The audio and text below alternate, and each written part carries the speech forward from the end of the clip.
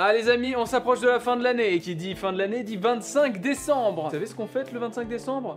La montée sur le trône du Japon par l'empereur Hirohito. Eh oui, le même que dans le dernier Brainwatch. Vous suivez?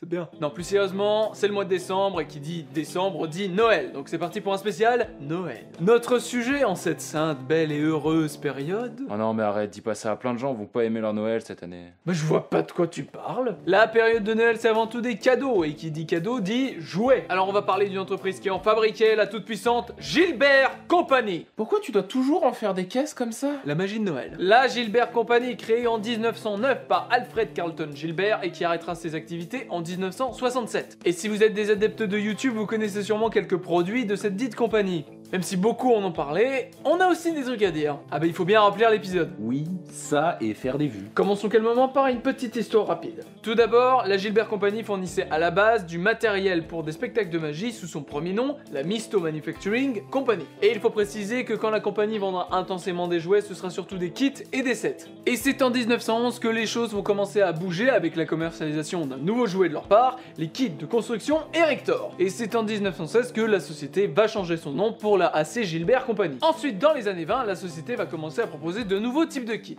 Kits qui vont devenir de plus en plus, comment dire... Intéressant ou diversifié? Type pas cher et qui se casse tout seul. Non, on va dire instructivement dangereux. Mais avant de partir vers ce qu'ils ont fait de pire, je vous propose quand même ce qu'ils ont fait de bien. Et oui, je veux pas vous donner une mauvaise opinion de la firme. Mais attends, c'est marqué où dans le contrat qu'on est censé être sympa? Ils ont, comme dit précédemment, vendu des sets de magie, de construction et aussi des sets de petits trains. Et pour petite anecdote, ils n'ont pas vendu que des jouets. Également des pièces détachées, comme des récepteurs radio, ou encore des pièces pour toaster. Qu'il en soit grillé. Et une rêve de plus.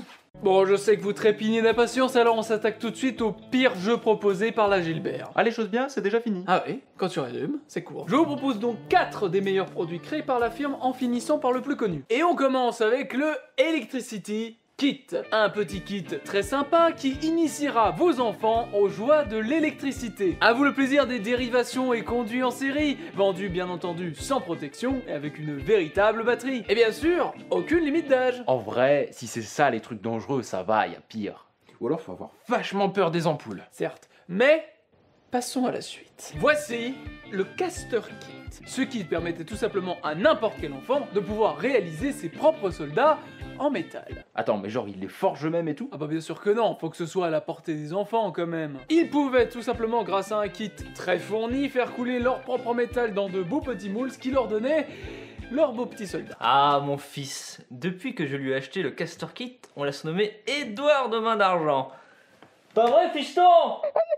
Plus mes doigts. Ah quel bout en train. Qui plus est, pour ceux n'ayant pas trop les moyens, il existait une autre version nommée la Caster Kit Junior. Moins chère et plus aisée d'apprentissage, tout le monde a le droit de s'intoxiquer avec des vapeurs. Wouh. Et on enchaîne maintenant avec le Glass Blowing. Attends, c'est pas un truc de souffleur de verre quand même. Dans le mille, Émile. Ce kit permet de souffler son propre verre, comme en vrai.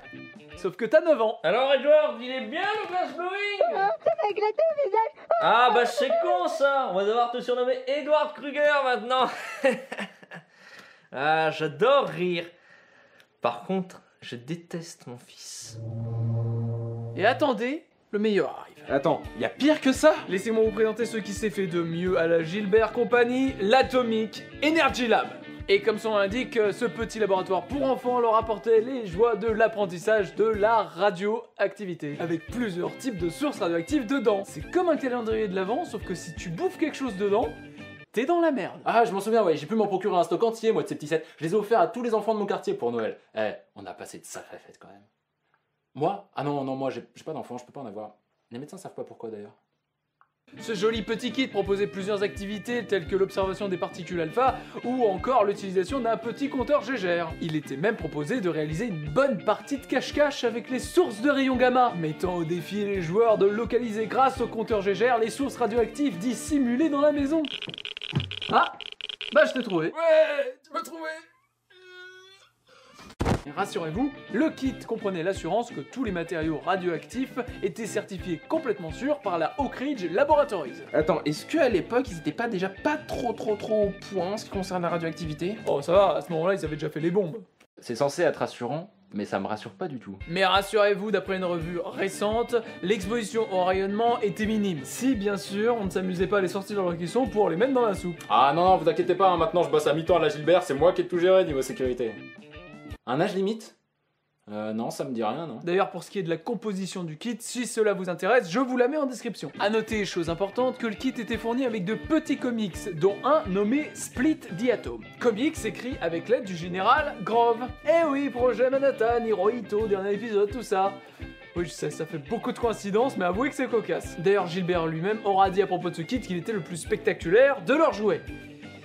Et d'un côté, il a pas tort. On va dire qu'en soi, ce produit éducatif partait d'une bonne intention. Oui, enfin, vu comme ça, le soufflage de verre, ça l'est aussi. Mais bon, au final, ce jouet, bien que classé dans les plus dangereux existants, n'aura pas fait tant de mal que ça. Tout simplement en raison de son prix. Il coûtait à l'origine 49,50$, ce qui équivaudrait à 530$ de nos jours. Donc, peu de chance de le voir dans tous les foyers. Ah bah pour une fois que c'est les plus riches qui s'intoxiquent. Et donc, après cette longue introduction, tiens, je vous aurais même pas parlé du set Chemcraft. Ah, ça ira, c'est bon, on a compris. Nous allons maintenant entrer dans le cœur de cet épisode en parlant de l'homme derrière cette entreprise. Un homme incroyable qui n'a rien de plus que sauver Noël.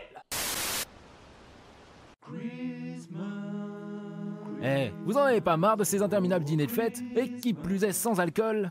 Alors essayez notre nouvelle bûche Samous. C'est une bûche de Noël, mais dans cette bûche c'est 75% de Baileys.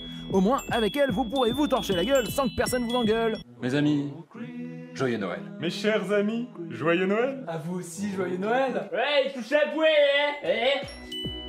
Avec les bûches Samous, personne ne regrettera que vous y apportez le dessert.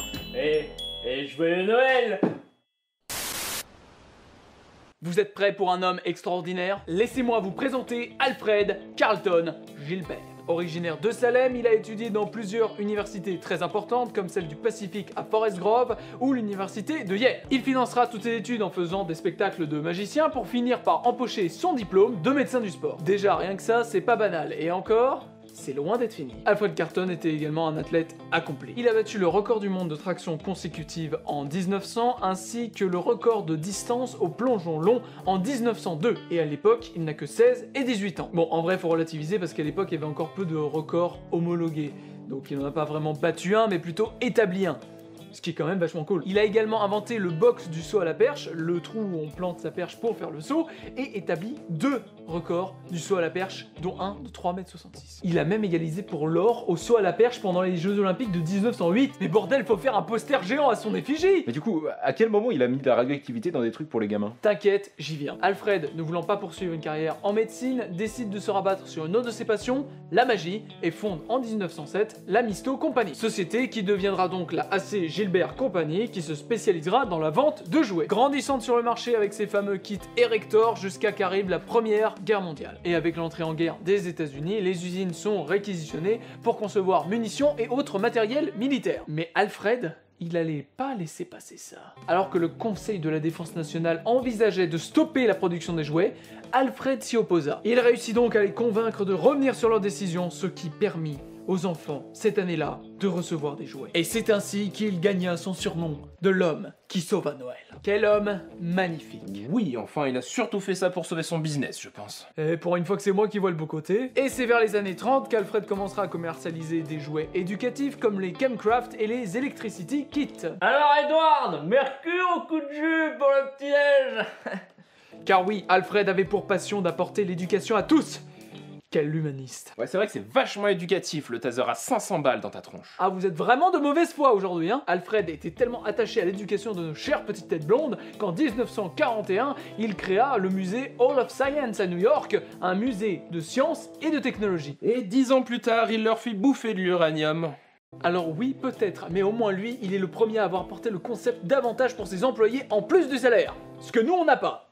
Ni l'un ni l'autre. Bon voilà, c'est le contrat de travail pour rentrer à la Gilbert Company. Par contre, si tu signes dès maintenant, tu gagnes 17 Atomic Energy Lab offerts par le patron. Ouais, si t'as pas d'enfants, tu fais comment hein, tu les donnes aux gamins du quartier, ça marche nickel. Et il prendra sa retraite en 1954 en laissant les rênes à son fils. Et il écrira la même année son autobiographie intitulée L'homme qui vit au paradis. Et ce grand homme nous quittera en 1961 et 6 ans plus tard, c'est la fin de la Gilbert Company. Mais son héritage est sauvegardé dans le musée Gilbert, nommé en son honneur, dans sa ville d'origine, Salem. Et on se souviendra de lui pour tous les jouets qu'il aura créés et qui ont subsisté jusqu'à aujourd'hui. Ah bah c'est sûr que l'uranium ça tient bien. Et voilà qui était Alfred Carlton Gilbert, un homme homme aux multiples facettes. D'ailleurs, sachez qu'un film en son honneur a été réalisé. Ce film se nomme L'homme qui a sauvé la fête de Noël, ou The Man Who Saved Christmas en anglais. Ce film a été réalisé par Vincent Davy, contant tout simplement l'histoire de Gilbert qui réussit à maintenir la création de jouets pendant la guerre. Ce qui sauva Noël. Donc c'est un magicien qui a fait des études de médecine, établi des records du monde, gagné des médailles olympiques, fondé une entreprise, créé des tas de têtes géniaux, mais qui a donné des trucs radioactifs à des gamins. Ça fait un petit peu tâche sur le CV, ça, quand même. Hein. C'est une question de point de vue. Au moins, il a sauvé Noël. Et c'était donc la fabuleuse histoire de la Gilbert Company et de son créateur. Un homme aux multiples valeurs ayant accompli bien des choses et toujours tourné vers les enfants. Et c'est ainsi que se termine l'épisode de jour et il est temps pour moi de vous souhaiter à tous un joyeux Noël. Et joyeux Noël. So I say, everybody's worried, about the atomic bomb, but nobody's worried, about the day my Lord will come, when he'll hit great God Almighty like an atom bomb, when he comes, Yes, Lord.